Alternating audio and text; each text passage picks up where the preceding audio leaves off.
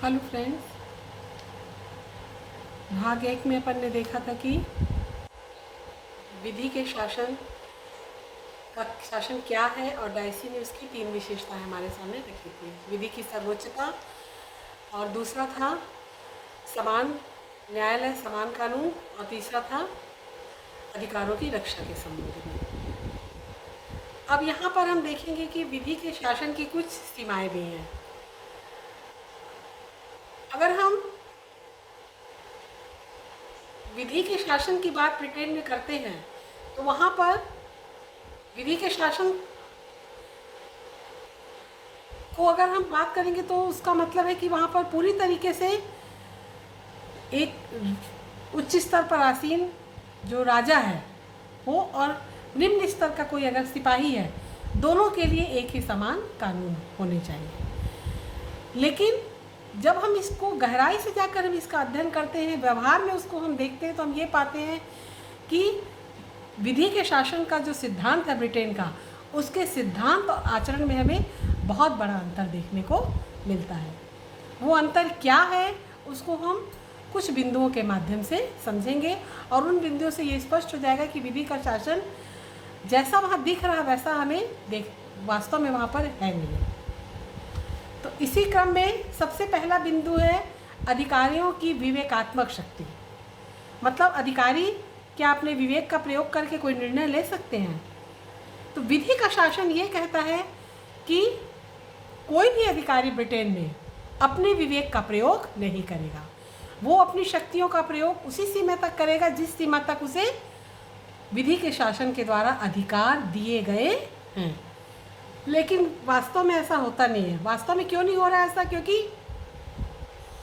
Britain में राज्य के कार्य क्षेत्र में एक तो बहुत कहना चाहिए विस्तार हुआ है, बहुत बढ़ा है वहाँ का कार्य क्षेत्र, और बढ़ जाने के कारण ये आवश्यक हो गया था कि कुछ डिसीजन वहाँ पर इन अधिकारियों के ऊपर भी रखे जाए ताकि वो आसानी से वो क्या कर सके, उन निर्णयों को ले सके। तो जैसे ही अधिकारियों को ये निर्णय लेने का अधिकार दे दिया गया कि विवेक से अपना क्या कर सकते हैं, निर्णय ले सकते हैं, वहीं पर हमारे विधि का जो सिद्धांत का मुख्य कहना चाहिए आधार था, वो वहीं पर क्या पड़ जाता है, कमज़ोर पड़ जाता है। क्योंकि पहली और महत्वपूर्ण बात इसमें यही थी कि यहाँ पर कोई भी व्यक्ति या समूह या संस्था किसी भी प्रकार से सर्वोपरि नहीं है। सर्वोपरि है तो कौन है? विधि का शासन। लेकिन विधि के शासन के तहत ही हमने यहाँ पर देखा कि राज्य के कार्यभार में वृद्धि होने पर ये अधिकार किसको दे दिया गया? अधिकारियों को दे दिया गया कि वो स्वयं क्या कर सकते हैं, निर्णय ले सकते हैं। तो ये इसको कमज़ोर करता है।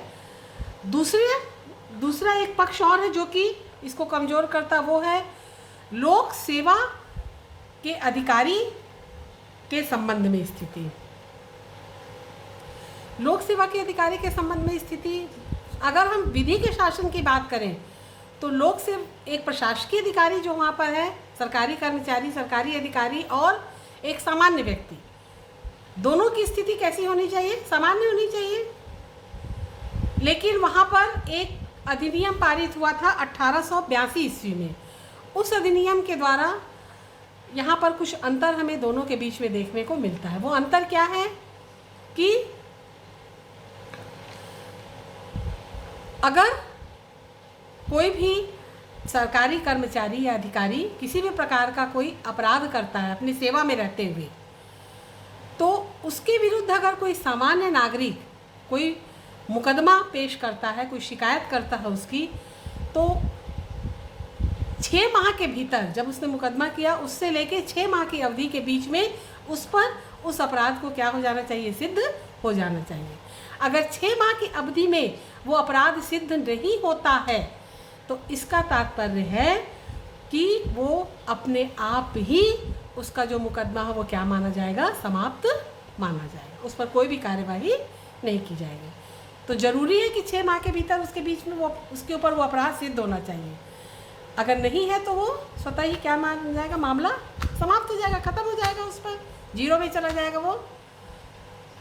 और दूसरी एक महत्वपूर्ण बात और है, वो ये है कि जिस व्यक्ति ने उस पर मुकदमा दायर किया था उस व्यक्ति को इस मुकदमे का पूरा व्यय जो है वो क्या करना पड़ेगा, उठाना पड़ेगा, पूरा खर्चा उसे देना पड़ेगा। तो ये भी इस पक्ष को क्या करता है, कमज़ोर करता है। तीसरी बात आती है प्रदत्त व्यवस्थापन की। प्रदत्त व्यवस्थापन का मतलब है हस्तांतरण। तो ये क्या है, इसमें हम देखेंगे कि कानून बनाने का कार्य मुख्य रूप से किसका होता है, व्यवस्थापिका का होता है। व्यवस्थापिका ही कानूनों को बनाती है। लेकिन प्रदत्त व्यवस्थापन की जो व्यवस्था ब्रिटिश संविधान में की गई है, उसके तहत हम ये देखते हैं कि व्यवस्थापिका के पास कार्यभार बहुत अधिक हो गया और उसने अपने कार्यभार में कमी करने के लिए कार्यपालिका को कुछ शक्तियां उसने क्या कर दी, हस्तांतरित कर दी। कैसे कि जो अगर कार्यपालिका कुछ कार्य कर रही है, उसको कार्यों को करने के लिए कुछ नियम बनाने हैं, तो उन पर उसको उसने अधिकार दे दिया है व्यवस्थापिका ने कि आप अपने कार्यों को करने के लिए क्या कर सकते हैं, कुछ भी नियम अपने लिए बना सकते हैं।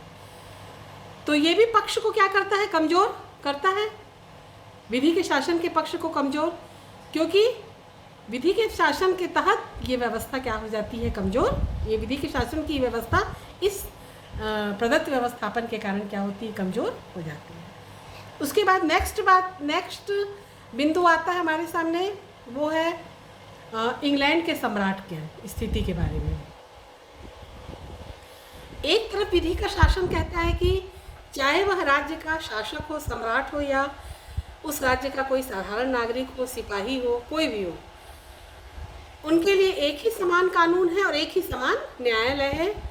लेकिन दूसरी तरफ जब हम व्यवहार में देखते हैं तो हम ये पाते हैं कि सम्राट के ऊपर किसी भी प्रकार का कोई भी मुकदमा जो है वो दायर नहीं किया जा सकता और न ही उसको न्यायालय में उपस्थित होने के लिए बाध्य किया जा सकता है। एक और महत्वपूर्ण बात है, वो ये है कि अब सम्राट को कुछ विशेषाधिकार प्राप्त होते हैं, कुछ शक्तियाँ उसको विशेषाधिकार के रूप में दी गई हैं। वो अपनी इन विशेषाधिकार की शक्तियों का प्रयोग करके किसी भी प्रकार का क्या कर सकता है, निर्णय ले सकता है, उस पर कोई भी प्रतिबंध नहीं है। तो ये भी क्या करता है, ये बिंदु भी क्या करता है, इस पक्ष को कमज़ोर करता है। इसके बाद अगली बात आती है विदेशी राजदूत एवं विदेशी शासकों के संबंध में। विदेशी राजदूत जैसे कि दूसरे राष्ट्रों से आते हैं, तो ब्रिटेन में जो भी दूसरे राष्ट्र से राजदूत गए हैं, उनके विरुद्ध में किसी भी प्रकार का मुकदमा किसी भी न्यायालय में नहीं लगाया जा सकता। ना ही अगर कोई शासक वहाँ जाता है तो उसके विरुद्ध भी किसी भी प्रकार का कोई भी मुकदमा नहीं लगाया जा सकता। तो ये भी विधि के शासन के पक्ष को क्या कर रहा है, कमज़ोर कर रहा है। तो हमने 4 बिंदु अभी तक देखे, 5। अब नेक्स्ट आता है वो बिंदु है गृह मंत्री के संबंध में। जो ब्रिटेन का गृह मंत्री है उसको कुछ वहाँ पर विशेष अधिकार दिए गए हैं। वे विशेष अधिकार क्या हैं? उन अधिकारों के तहत ब्रिटेन का जो गृह मंत्री है वो अपने विशेषाधिकारों का प्रयोग करके ब्रिटेन में किसी भी व्यक्ति को ब्रिटेन की नागरिकता दे सकता है। ये उसको राइट्स है गृह मंत्री को कि वो किसी व्यक्ति को ब्रिटेन की नागरिकता दे सकता है और आवश्यकता पड़ने पर वो कुछ व्यक्तियों से इस नागरिकता को रद्द भी कर सकता है, उनकी मतलब वापस ले सकता है, रद्द कर सकता है जिसे अपन कहेंगे, तो दे भी सकता है और उनकी नागरिकता को रद्द भी कर सकता है। ये 2 विशेषाधिकार प्राप्त है। इसके अलावा एक और अधिकार प्राप्त है ब्रिटेन के गृह मंत्री को, और वो यह है कि वह अगर उसे ज़रूरी लगे, अगर उसको लगे कि कोई व्यक्ति ब्रिटेन में जाकर रह रहा है और वो इस प्रकार की गतिविधियां कर रहा है, ऐसी कार्यों में संलग्न है जिससे कि ब्रिटेन की शांति भंग हो सकती है या उसके राष्ट्र को खतरा हो सकता है, अगर उसको ऐसा महसूस होता है, ऐसी कोई शिकायत मिलती है, तो तत्काल गृह मंत्री उस व्यक्ति को अपने राष्ट्र को छोड़ने का आदेश दे सकता है, उसको अपने राष्ट्र से निकाल सकता है वो। तो ये कुछ विशेषाधिकार गृह मंत्री के संबंध में है। एक बिंदु और है इसमें महत्वपूर्ण, वो ये है कि वो भी विधि के शासन को, यहाँ पर पक्ष को कमज़ोर करता है। और वो बिंदु है कि जहाँ पर एक तरफ हमने पढ़ा है कि सभी लोग एक ही न्यायालय और एक ही कानून के सामने एक ही दृष्टि से देखे जाएंगे, वहाँ पर हम ये एक दूसरा पक्ष देखते हैं कि जो सैनिक हैं उनके लिए सैनिक न्यायालय बनाए गए हैं, और उनके बारे में अगर कोई भी डिसीजन लेना है तो वो कहाँ पर लिया जाएगा? सैनिक न्यायालय में। ऐसे ही चिकित्सक जो है वहाँ, उनके लिए चिकित्सकीय परिषदें बनाई गई हैं। वो क्या करेंगे? उनके मुकदमों को सुनेंगे और उस पर वो डिसीजन लेंगे। तीसरा एक और आता है इसमें, वो है धर्मोपदेशक, जो कि धर्म के बारे में उपदेश वगैरह देते हैं, गुरु हैं जो, उनके संबंध में जो मुकदमा है वो भी धर्म के जो न्यायालय है उनमें सुना जाता है। तो ये सारी चीज़ें क्या करती हैं? किस पक्ष को हमारे कमज़ोर कर रही है? विधि के न्याय शासन के पक्ष को कमज़ोर कर रही है, क्योंकि विधि का शासन केवल एक ही बात हमारे सामने प्रस्तुत करता है बार बार, और वो है कि सर्वोपरि क्या है? विधि का शासन। कोई व्यक्ति, समूह, संस्था नहीं है। लेकिन यहाँ पर चीज़ें क्या हो रही हैं? अलग अलग हो रही हैं। इसमें एक बिंदु और आता है, वो है सरकार के संप्रभु व स्वामित्व में अंतर। ये क्या है? इसके अंतर्गत स्पष्ट किया गया है कि सरकारी कर्मचारी व साधारण व्यक्ति, एक राज्य का कोई भी, ब्रिटेन में कोई भी सरकारी कर्मचारी है और वहाँ का जो साधारण नागरिक है, वो दोनों क्या है? एक समान है कानून के लिए, कानून के सामने दोनों के लिए एक जैसे ही कानून बनाए गए हैं। लेकिन वहाँ पर एक अधिनियम पारित हुआ था, एक एक्ट पारित हुआ था। उस एक्ट के द्वारा ये तय किया गया था 1947 में, वो एक्ट पारित हुआ था। उसके द्वारा ये तय किया गया था कि अगर वहाँ पर सरकार जो है वहाँ की, ब्रिटेन की, वो अगर जनता के ऊपर कोई मुकदमा, वो अगर जनता की, राष्ट्र में कोई शांति व्यवस्था बनाए रखने के लिए जनता के साथ कुछ कड़े कदम उठाती है, तो जनता वहाँ पर सरकार के विरुद्ध किसी भी प्रकार का मुकदमा दायर नहीं कर सकती, क्योंकि प्रश्न यहाँ क्या था? राष्ट्र की शांति और व्यवस्था का था।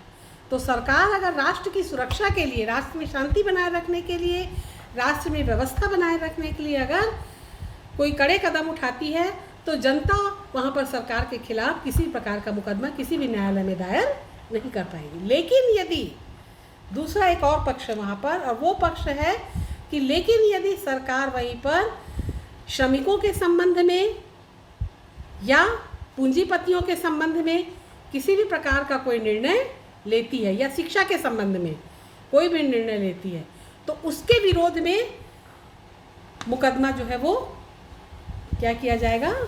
न्यायालय में दायर किया जा सकता है। तो ये कुछ बिंदु थे जो कि विधि के शासन की सीमा को, सीमाएं तय करते हैं और ये बताते हैं कि विधि का पक्ष, जहाँ पर डायसी ने उसको मजबूत बनाया था हमारे सामने, वहाँ पर वो इस पक्ष को क्या करते हैं? कमज़ोर कर देते हैं। तो कुल मिलाकर हम ये कह सकते हैं कि डायसी ने जिस रूप में हमारे सामने विधि के शासन को रखा था, व्यवहार में जब हम उसका अध्ययन करेंगे या उसको देखेंगे तो वो हमें उस रूप में देखने को नहीं मिलता। तो सिद्धांत और व्यवहार में वहाँ पे हमें अंतर देखने को मिलता है। Thank you.